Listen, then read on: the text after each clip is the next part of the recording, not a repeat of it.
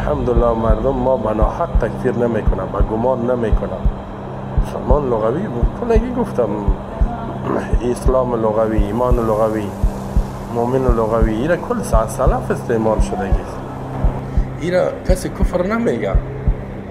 اگر یک کسی نظر با بعض گناه ها را از یک کسی ببینه بگه این مسلمان است، مثلا کسایی که کفر به طاغوت ندارن بگه این مسلم لغوی است، مسلمان لغوی است، نه شرعی. این کافر نمیشه، کافر نمیشه.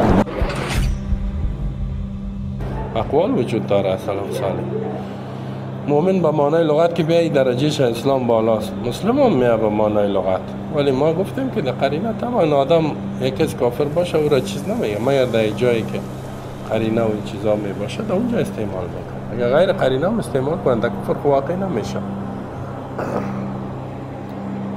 اگر غیر قرینه هم استعمال کنند در کفر واقع نمیشه. اگر غیر قرینه هم استعمال کنند در کفر واقع نمیشه. اگر غیر قرینه هم استعمال کنند در کفر واقع نمیشه. من از این فتوایش خبر نبودم. من فکر کردم که این طور فتوا داده که میگه یک مسلمان یعنی هست اونجا مسلمان هم و یعنی صحیح مسلمان است، سلفی است یا دیگه این میتونه که اگر در پارلمان میتونه فکر میگه برو کفر رد میتونه ای تو اینی قسم فکر کرده بودم آزادی برش باشه، یعنی استقلالی تو فکر کرده کفر رد میتونه ایمان بیان کنه در کفر واقع نشه، یعنی آزادی داره.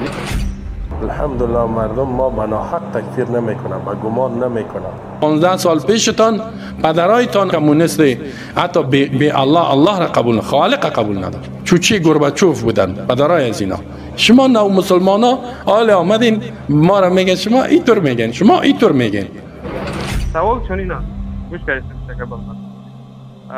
سوال وقتی که ما یک یهودی یا یک طاغوت پرست میبینیم، ما با اسم مسلمان لغتا استفاده کردن برای ما جایز است یا نه؟ بله بله بله بله بله بله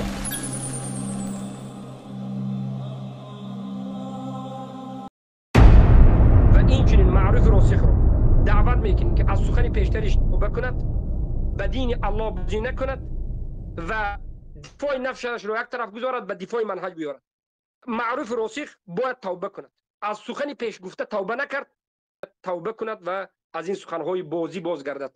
توبه توبه توبه. کردید نکردید حواله شما به الله هست. این دین ما هست، براءت ما هست و اعلان براءت از انا همچنین عقیده ها میکنیم. مؤمنون و موحدین، خطاب من سوم به شما است، ثابت در دین باشید. رسول الله گفتن ان الله لا یغربل، الله شما را غربل میکند. خیلی که میدونید که ارد را با غربل گرام میجنبانید، در بالا کمی ارد به پایان میرزد، در بالا دانه ها میماند، انمی خیلی غربل میکند که صادقین کس بفهمد. الله سبحانه و تعالی میگه الف لام میم احسب الناس ان يتركوا يقول آمنا وهم لا يفتنون ولقد فتنا الذين من قبلهم وليعلمن الله الذين صدقوا وليعلمن الكاذبين. شما گمان میکنید که ما شما رو بعد از این که ما موحد هستیم، مسلمان هستیم، گفتید نمیسنجیم؟ حتما شما رو میسنجیم، به فتنه و گرفتار میکنیم تا که صادقین و کاذبین رو فهمیم. انمین یکی از فتنه است. این فتنه شبهات است. صادقین و کاذبین معلوم میشه.